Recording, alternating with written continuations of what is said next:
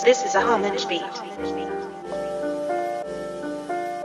What's going on, guys and girls? Chris B here. So this video is going to be all about how to stay consistent with your diet. So if you looked at the last video I put out on my YouTube channel, then it was all about how to just really quickly and simply get your diet started by establishing how many calories it is that you're having, and also how many calories it is that you need to have in order to establish a caloric deficit. So if you're doing all that already, you probably find that it's not too hard to get that started. It's actually relatively simple to do. It's keeping it going and keeping it going for long enough to get your body to where you want it to be, and keeping it there, that's the problem. So these next couple of videos are going to be much shorter, and they're going to be all about random little tips that we're kind of throw at the wall and see what sticks, for you anyway, and then you're going to use those to help you stay consistent on your diet. So one of the first things I would say that's going to help you stay consistent on your diet is making sure you have flexibility within your calorie intake. You're going to be wondering why I'm saying that, because we just discussed in the last video, you need to have a calorie deficit and you need to track and you need to stick to the calories you've had in order to get result. Well, yeah, that is very, very true, but if you're looking at your calories from a bird's eye view, so from the average intake you have across 7 days,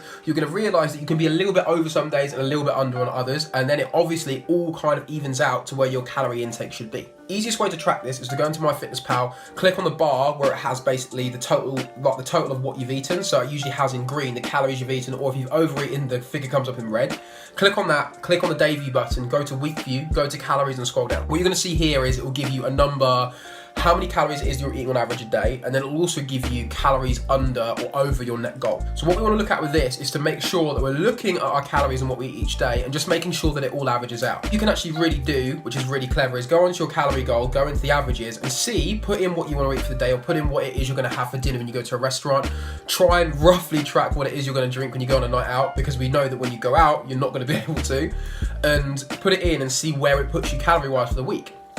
If it puts you a little bit over, then the next day just try to adjust your intake to slowly bring that calorie average back down. But what you want to make sure you do is you're always balancing things out somewhere. So you can go and have a good time and enjoy a night out. You can go and have some food at a restaurant, whatever you want. Just make sure you're accounting for it and being smart about your intake elsewhere. So you're always making sure you stay on average in that caloric deficit. Because after all, what too many of us worry about is the fact that if we have one bad day, that ruins the rest of the days you've had, or if we have one perfect day but don't lose any weight that week, why it is that we're not losing weight. And remember, it's about your consistent and average performance across an entire, well, really, to make a big change in your body to still last across 6 months to a year. So what you need to remember is, if you've had a perfect day but you haven't lost weight, what have you done in the other 6 days? But then you also need to ask yourself, if you've, let's say, you feel like you've had a really bad day of food, you feel like you're not going to lose any weight, but then all of a sudden you weigh in the next day and you have lost weight, what did you do on the other 6 days that meant that that one bad day or those few bad food choices you made actually got evened out and netted in a loss? I hope this tip's really going to help you out. I'll suggest that you start implementing that this week. This is something that I personally got an absolute ton out of when I was trying to adjust my diet and make it a bit more sustainable, because previously, before I started actually getting a good hold of my eating,